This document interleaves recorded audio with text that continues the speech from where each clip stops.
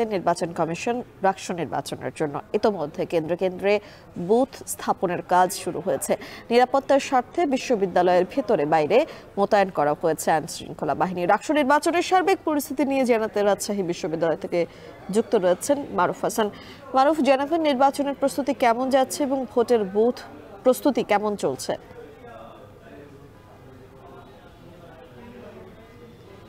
সকাল থেকে আমরা দেখতে পাচ্ছি বিশ্ববিদ্যালয়ের নির্বাচন কমিশন তারা কিন্তু তৎপর রয়েছেন। তাদের যেসব কার্যক্রম অসমাপ্ত ছিল সেগুলো কিন্তু তারা ইতিমধ্যে সম্পন্ন করেছেন। কিছুক্ষণ আগেই রাজশাহী বিশ্ববিদ্যালয়ের রাষ্ট্র নির্বাচন কমিশন তারা একটি সংবাদ সম্মেলন করলেন। সেখানে কিন্তু তারা বলেছেন যে আইন শৃঙ্খলা বাহিনী থেকে শুরু করে সকল প্রশাসন নিরাপত্তার স্বার্থে কিন্তু বিশ্ববিদ্যালয়ে তৎপর রয়েছেন। বিশ্ববিদ্যালয়ের ভিতরে এবং বাইরে আইন শৃঙ্খলা পরিস্থিতি যাতে কোনো ধরনের অবনতি না ঘটে সে বিষয়ে তারা কিন্তু নজরদারি করছেন। পাশাপাশি তারা বললেন যেহেতু রাত পোহালেই রাষ্ট্র নির্বাচন অনুষ্ঠিত হবে, সেক্ষেত্রে নির্বাচনকে কেন্দ্র করে নির্বাচনের যেসব বুথ আছে, কেন্দ্র আছে, সেগুলোতে তারা কিন্তু আনুষ্ঠানিক কার্যক্রম ইতিমধ্যে শুরু করে দিয়েছে। কিছুক্ষণ মধ্যেই হয়তো বা সেখানে তারা ব্যালট পেপার এবং অন্যান্য ব্যালট বাক্স যেসব সরঞ্জামাদি আছে সেগুলো কিন্তু তারা পৌঁছে দেবেন।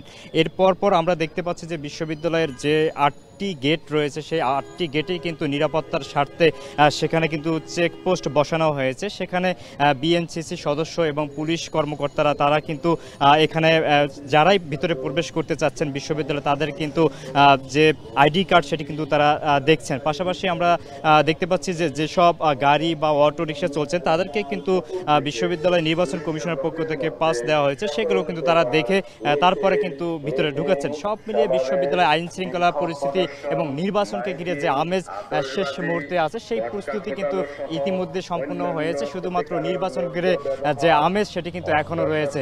রাজশাহী বিশ্ববিদ্যালয় রাষ্ট্র নির্বাচনের সার্বিক পরিস্থিতি এই ছিল আমার কাছে এখন পর্যন্ত সব শেষ।